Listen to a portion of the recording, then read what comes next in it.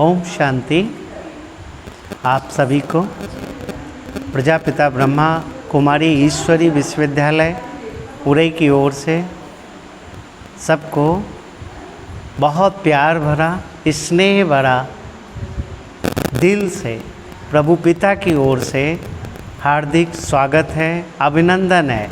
आज आपको ब्रह्मा कुमारी ईश्वरी विश्वविद्यालय के बारे में थोड़ा सा अवगत कराता हूँ कि प्रजापिता ब्रह्मा कुमारी ईश्वरी विश्वविद्यालय की स्थापना 1936 में स्वयं पिता परमात्मा की ओर से, जो निराकार परमात्मा शिव है, कैसे प्रजापिता ब्रह्मा के तन के माध्यम से इसकी स्थापना का कार्य शुरू हुआ। और इसकी स्थापना का पर्पज एक ही है कि हर मानव अपने परिवार में, घर बार में रहते हुए, अपने कार्य को करते हुए, जो भी जिस क्षेत्र में है उस कार्य को करते हुए कर्म योगी का प्रोसेस अपने जीवन में लाए। क्योंकि कर्म योग ही एक ऐसा है जो हमें अनेक समस्याओं से, अनेक परिस्थितियों से उबारता है और जीवन को एक सुंदर मार्ग पर ले जाने का एक बल प्रदान करता है। और ऐसा बल कि जो हमारे जीवन को उत्तम से उत्तम, सर्वोत्तम बना देता है। ये स्वयं पिता परमात्मा की ओर से मिला हुआ बल होता है, जो हर निर्बल आत्माओं को अनुभव होता है कि काश अगर ये बल हमारे पास हो जाए। जैसे दुनिया में लोग बहुत सारी बातें करते हैं कि हमारे पास ये होता, ये होता, ये होता तो मैं ऐसा कर देता। तो वो भगवान सब कुछ उस अनुभव में लाता है कि ये बल तुम्हारे जीवन को कितना सशक्त बना देता है। क्योंकि परिवार में रहते हुए, कारोबार में करते हुए आज मेन आवश्यकता मनुष्य को किसकी पड़ती है? चाहे वो किसी क्षेत्र में हो, चाहे वो ऑफिसर हो, कर्मचारी हो या साधारण घरेलू माताएं बहनें हों, कोई भी हो, लेकिन हर एक को परिवार में आज सहन शक्ति की आवश्यकता है। और वो सहन शक्ति कितना भी धन दौलत कमा लो, लेकिन वो सहन शक्ति आपको मार्केट में नहीं मिलेगी, कोई दुकानदार के पास नहीं मिलेगी। लेकिन ये सहन शक्ति इस राजयोग के माध्यम से, जो प्रजापिता ब्रह्मा कुमारी ईश्वरी विश्वविद्यालय में निःशुल्क सिखाया जाता है, इस राजयोग में हमें अपने कर्म इंद्रियों का राजा कैसे बने वो सहज बताया जाता है। तो एक प्रकार से ये प्रजापिता ब्रह्मा कुमारी ईश्वरी विश्वविद्यालय एक अनोखा यज्ञ भी है, जहाँ पर आहुति डाली जाती है। तो वो आहुति कौन सी होती है?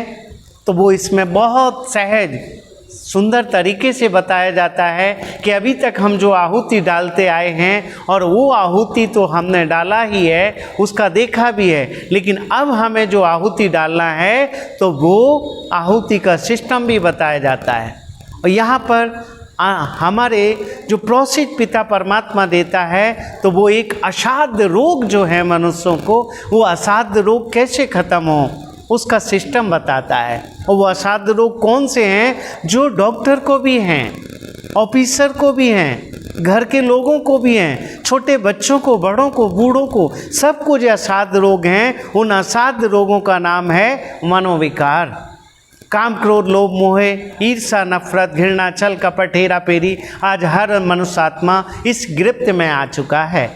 और इस गिरफ्त से निकालने का एक ही प्रोसेस है, सहज राजयोग। जो स्वयं यहाँ पर सहज राजयोग की शिक्षा इतने सरल तरीके से मिलती है कि आप अपने जीवन को एक सुंदर दिशा की ओर ले जा सकते हैं। घर के कारोबार को भी इजी तरीके से कर सकते हैं। तो एक तरीके से जो ब्रह्मा कुमारी एक हॉस्पिटल भी है, तो एक यज्ञ भी है और एक पावर हाउस भी है। पावर हाउस का मेन काम होता है अनेकों को रास्ता दिखाना, अनेकों को लाइट प्रदान करना। तो हमारे जीवन में जो हम अज्ञान अंधकार बस हो जाते हैं, तो ज्ञान का प्रकाश मिलता है। वो रोशनी तो दुनिया में अवेलेबल है, लेकिन ज्ञान का प्रकाश सबके पास नहीं है। तब कहते हैं प्रभु, हे प्रभु अंधों की लाठी, मुझे क्या करो, मुझे रास्ता दिखाओ। तो कौन सा रास्ता? तो जो पिता परमात्मा के द्वारा खोला गया प्रजापिता ब्रह्मा कुमारी ईश्वरी विश्वविद्यालय में, वो हमें ज्ञान का प्रकाश मिलने से हमें सच्चा रास्ता मिल जाता है, जहाँ पर हमें जीवन को जीने की एक सुंदर कला सिखाई जाती है। और वो कला इतनी सुंदर होती है कि जैसे हमारे जीवन को देखा जाता है, हमारे बड़े बड़े लोग, आज हमारे नाना नानी कभी भी हम कहीं भी जाते थे तो कहानियाँ सुनाते थे, और कहानियाँ वो इस प्रकार से हुआ करती थी जिसमें लोगों के अंदर बल भरता था। तो अच्छे अच्छे लोग कहानी राम की सुनाते थे, कृष्ण की सुनाते थे। जब देश आज़ाद नहीं हुआ था और फिरंगी आ गए थे, वैरायटी प्रकार से जिसने भी आया भारत को लूटा ही है, तो वो ऐसी बल वाली कहानी सुनाते थे कि जो बच्चों में उमंग आता था, साहस आते थे। तो वो उमंग साहस आता था तो उनके अंदर दृढ़ता आती थी। उस दृढ़ता के द्वारा वो संकल्प करते थे कि हमें अपने देश को आज़ाद कराना है, अपने भारत भूमि को महान बनाना है।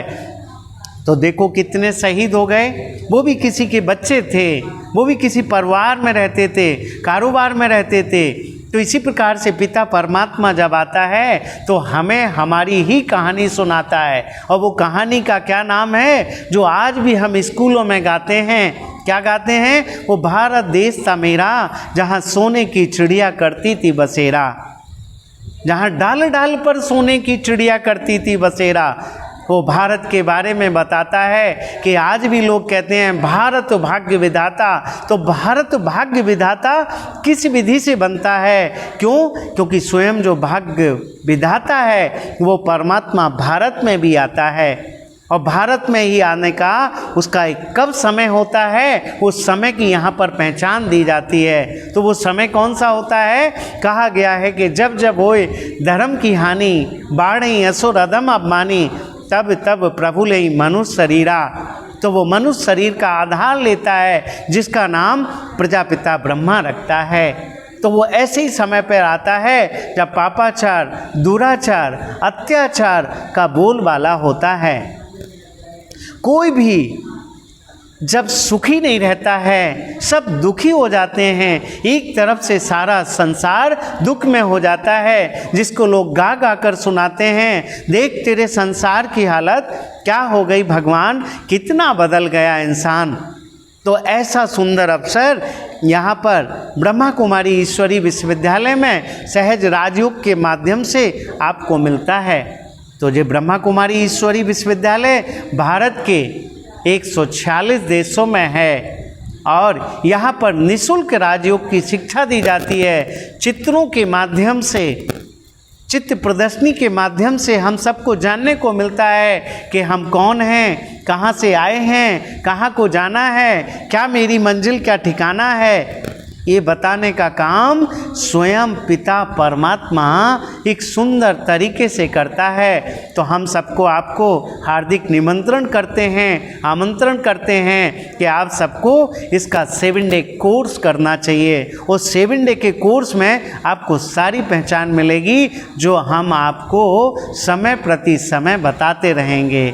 ओके, ओम शांति, थैंक यू।